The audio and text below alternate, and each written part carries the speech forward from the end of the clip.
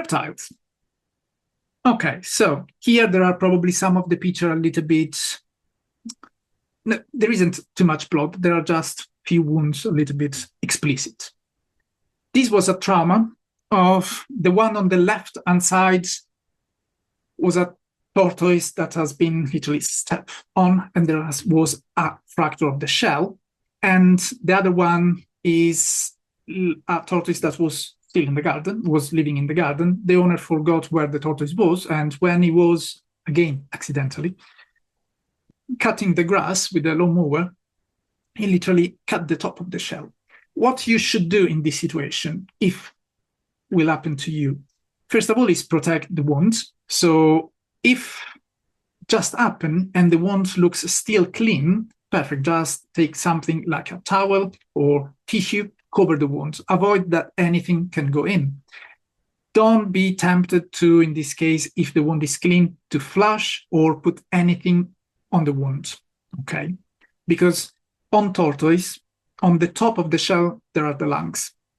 So if you're going to put anything in this wound, and you can see that especially there is the darker hole is in communication with the lungs, everything you're putting there can go in. So if the wound is clean, just cover and then put in a warmer place, like in a carrier with an eating source, not too hot, warm, and go to the vet. The one in the X-ray with the shell that was broken, again, you can do probably the same. If there is any of the internal organs that are exposed, in this case, you can, in the time that before going to the vet, you can flush gently with some warm water, and don't use any disinfectant or anything else, because again, it's an open wound in communication or possibly with some of the organ exposed. So you need to preserve as much as possible then. And don't try to brush, rub, or do anything else, just gently. Remove anything that could be substrate, soil, grass on top, wrap gently in a towel to protect the wounds, and go to the vet. If any of you have like at home some vet wrap that is like an elastic bandage, you can try to put on it, but again, a towel most of the time could be enough. This is an open wound like the other one, but with a little bit of the intestine that prolapsed outside. In this case, the prognosis could be very, very guarded, because this tortoise was very tiny, was 2 years old, where the shell was still quite soft. And what you should do here, see, there is a swab here, so you need to, again, flush with the warm water. Don't try to pull, push back, don't do anything, because you need just to protect the intestine, keep wet, avoid that it can become too dry, because if not, it can be damaged. And in this case, it was a tiny tortoise, so you can put in a small box with a source, warm source, like could be also, if you don't have anything else, like a bottle of water with some warm water inside, wrap in a towel in the box to avoid that it can roll and cause much more damages. And put a little bit of tissue or a swab to protect the part of the intestine that is exposed, a little bit wet with the warm water, and go to the vet. I say don't try to push it back, because if there is any lesion here, you're literally putting something that can then leaking the intestinal content in the shell. So don't do anything and just go there. Dogs bite, rats bite. These are other things that can happen quite often with tortoise.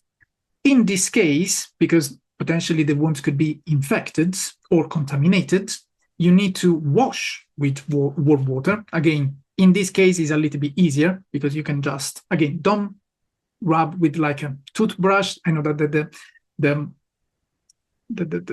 feeling is, okay, there is some soil, I need to brush away. But could be very painful, because here there are muscle, etc. So again, you can wash with warm water and put like a sock or anything to protect the leg. In this case, again, you can try to flush. If there is a little bit of water that is going in, don't worry. Obviously, you don't need to wash under the tap, okay? But very gently put some water, flush, clean, and then cover the wound, because again, this is the inside of the coelomic cavity. So you don't want that anything else is going in. And then go to the vet. Prolapse.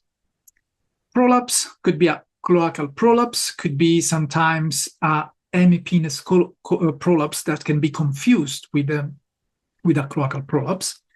In this case, what you can do at home is, again, you can flush, because you need to preserve this part of the intestine from any deterioration.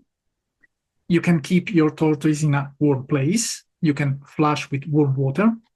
And what probably could be more sensible is to, again, try to go to the vet as soon as possible, just because if, oh yeah, happened 5 minutes ago, perfect. There are much more chances that the prolapse can become smaller and then push it back. Again, don't try if you don't have any specific skill, competence, means if you don't have, you don't have any specific competence to try to push it back, because it could be worse, can happen again. And also because if the cloaca is prolapsed, means that there is something that caused the prolapse. And most of the time this happens in tortoise, female, where during the laying period, when they try to lay the eggs, but these are too big or they straining too much, and then they can prolapse the cloaca. So yes, this is what you can see outside, but there is possibly also something inside. The vet what potentially can tell you, first, obviously, stabilize the prolapse and try to reduce the prolapse, or take also an X-ray if there are any eggs or any other problems inside. But also, again, here, just try to protect the tissue. Don't go around with the tortoise with the prolapsed cloaca, or put in a box with soil, because at that point will be completely covered. So you need to put in a clean, I don't say sterile, but the cleanest environment or space that you can have. That could be, again, for the transport carrier, or a box with a tissue, clean, and possibly something like a swab or a tissue a little bit wet with some warm water to keep hydrated the tissue. And this is how you can do, for example, if you have any, like the gauze elastic bandage or anything else that can provide protection of the wounds. Don't do this. This was a tortoise with a severe, much more severe than wounds that this one on the shell, and they applied the ointment in the wound, literally into the lungs. Took us probably 3 hours to flush and remove all the cream. So in this case, what was enough was, in case flush if there was any contamination, just with water, or at least protect, like in this case, with a swab tissue on the top. Don't try to do anything by yourself, especially doing this, because it could be much more dangerous. Then other things that require to be seen as soon as possible in reptiles are any tilt or neurological problems that can be related with metabolic bone disease. In this case, the cause of the problem could be a lack of calcium, could be a deformity in the joints. You can see here how the back legs in this chameleon are completely splitted and splayed outside. First, also because the surface, it wasn't the best one, but also because it wasn't literally able to put any force or strength into the leg. And if you suspect metabolic bone disease, so there is also a fragility of the bone, so you literally need to hold your reptiles with very, very careful, because any movement can cause much more damages. If you see your snake, and this happens quite often with snakes, and I would like to say python, because I saw more often in this breed of snakes, this species of snakes. If you see any increase of respiratory effort, the mouth open, a lot of saliva, foaming mouth, again, is something that you shouldn't wait too long. You can try to help your snake to try to remove a little bit of the saliva and then go to the vet. But don't leave the snake for days or weeks. Again, you can try to clean the nostril, but the most important things could be try very, very gently to clean the mouth if there is a lot of saliva in. Also because the opening of the nasal cavity is on the top of the palate, so everything is in the mouth is going inevitably into the nostril, avoiding the snake to breathe properly. Burns. This can happen when we are putting the key pads inside the viv, so the snake is spending too much time on it, or there is the lump that hasn't been protected with a net, so the snake is literally curling around the lump. I love snakes. I had snakes for years, but sometimes they are a little bit silly because the E-pad or the lump, they could be also not very hot. So if you're touching it, it's not very hot. It usually could be around 25 degrees. But so it's not burning at the moment. But the snake, if the rest of the environment is too cold, so there are situations that's pushing to spend literally all the time on the heat pads, 25 degrees for 8-9 hours constantly on top, they can also cause this. So what you should do in this case, consider that is a situation that is very painful. Think when you burn yourself, you're touching like a pan or anything that is very hot. So it's very painful and can be quite prone and susceptible to infection. So again, you can try to protect the wound with something that is a little bit wet with clean water and put in a box and keep warm. Again, probably in this case, don't use an e-pad because we saw what happened. So we don't want to make the situation worse. You can put, again, the water bottle with the warm water bottle inside. And again, don't put any substrate or anything that can be stuck to the wound. I probably not advise you to try to make a bandage because it means that you need to wrap all the snake and possibly he will remove like a sock or the job that you've done. So again, try to clean, don't rub. Again, very, very painful, can start to bleed, but you can try to keep clean and then go to the vet.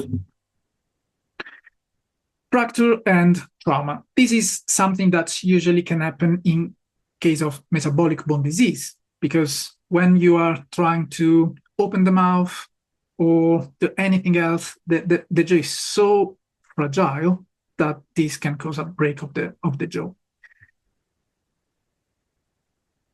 Advice in this case could be, I mean, the Rhacodactylus, the crested gecko on the right hand side, is a chronic problem. You can see that it's very soft.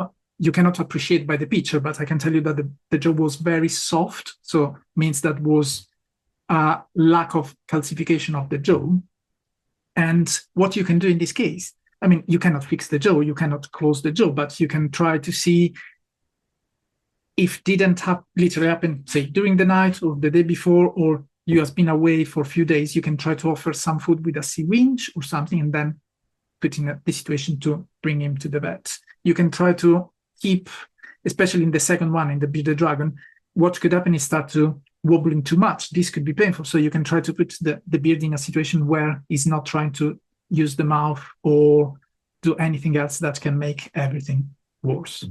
The prognosis in this case is quite reserved, but again, it's very painful. So it's not fair to leave an animal in this situation for too long. Electrocution, as we said for rabbits, this can happen also for reptiles. If we leave one cable or something that in this case the beardy can bite, this will be, I mean, not his fault, but oh yeah, try this. I never tried this one before, and unfortunately was in this case was an electric wire, and it caused to burn his tongue. Again, you cannot rub, you cannot do anything. You can just see if there is any bleeding, and then go straight to the vet. Not eating for a few weeks. A leopard gecko that is not eating for a few weeks is not concerning me a lot. I had also leopard gecko for a while, and I remember that I had one that wasn't eating for 4-6 weeks, but I was checking the weight. I would see that she wasn't losing any weight, and the feces, the few that she was still producing until at some point, and then nothing at all, obviously. But I was monitoring her, and I knew that she was stable and fine. But if you see your leopard gecko that start to lose condition, be more lethargic, losing a lot of the tail, and the tail should be very fatty because it's their reserve, body reserve, energy body reserve, you shouldn't wait until it's completely skin and bones. I saw a lot of geckos that reach this point, and you shouldn't wait too long. Also because first, possibly we can still do something, or we can at least improve or make the quality of life of this tiny creature best as possible if we can. And if associated with the lack of appetite, there is also an excess of urates, means that probably your reptile has the condition called gout, when there is a kidney problem. And this can start to produce an excess of urates. And in the feces of a gecko, you can see, like in birds, in reptiles are just two parts. So the proper feces and the urate. So the darkest, that is from the intestine, and the white from the kidneys. If you see an excess of this, again, it's something that should tell you, okay, it's not normal, need to be seen and do some investigation about it. Eye trauma, or especially when there is a retention of the spectacle. The spectacle is the scale on snake that is on the eye. They don't have eyelids, okay? They are not cornea, so it's literally on the eye, they have another scale. And when they are shedding all the body, included the scale that is on the eye. Sometimes this spectacle can be retained because it has been traumatized, because there is a problem in the shedding itself. So don't try to remove it by yourself, because it could be dangerous for the eye underneath. You can try to keep clean, because as you see, it can start to be quite big, and some of the substrate or anything else can be stuck around the eye. So you can keep clean, but don't try to remove or pull the spectacle by yourself. Usually can require a local application of a local anesthetic or a very skilled hands to avoid any further damages. But again, in all these cases, you need to, as I said, stabilize and do whatever you can to put your animal in the best condition, and then go to your vet. So provide the first aid, but then go to your vet.